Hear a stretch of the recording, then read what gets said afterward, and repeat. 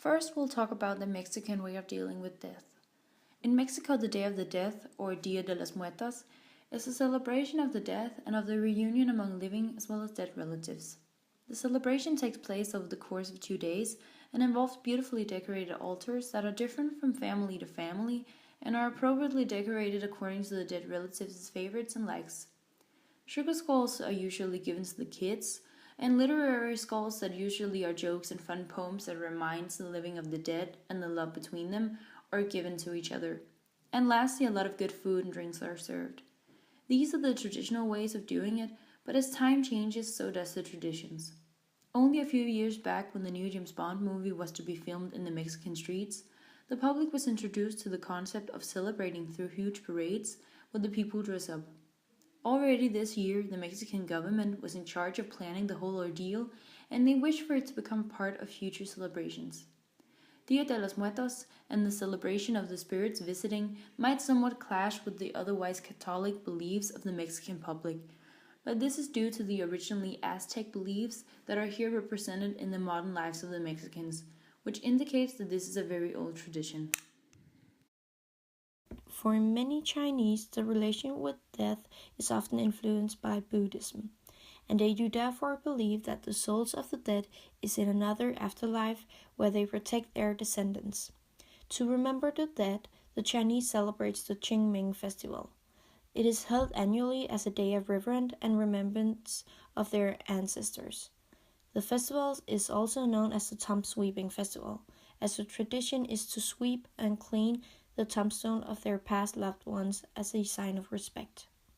When visiting the burial place, they will also place the departed person's favorite dish and wine, along with paper looking like money, which is to be burned.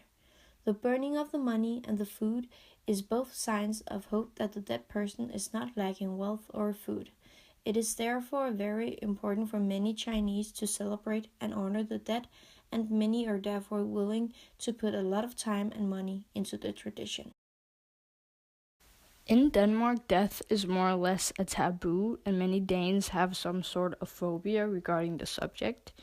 It is preferred not to talk much about death, and Danes feel rather awkward around the subject, even though death is something that we all will come across at some point in our lives.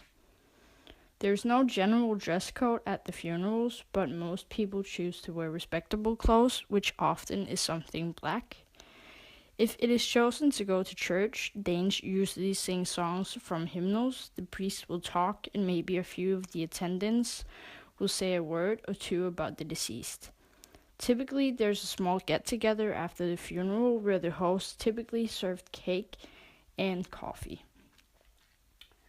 The get-together can be with the closest family members, or it can be with every person at the funeral. At the get-together, there can be speeches or 2 minutes of silence to honor the dead person, but this can vary very much from family to family. After the funeral and the small get-together, Danes often more or less move on and get on with their lives. Of course, this depends on who you are and how your relationships to the deceased was, but as mentioned above, it's not something that is talked a lot about afterwards. And lastly, we have our conclusion. When looking at the different countries' death cultures, there are several similarities as well as differences. In Mexico and China, the dead are celebrated such as by placing food, wine, tequila, and gifts at the burial place. The traditions and ways of celebrating death and or honoring the dead are all based on very old customs in the different countries, and the Chinese and Mexican traditions are both in continuous development. Examples on some of the differences is how death is viewed in the different countries. The Mexicans do not fear death and do not see it as a taboo, as they are happy to talk about their deceased, whereas in Denmark it's more of a taboo, as most Danes feel uncomfortable talking about it. Also, the Mexicans believe in the reunion between the spirits and the living.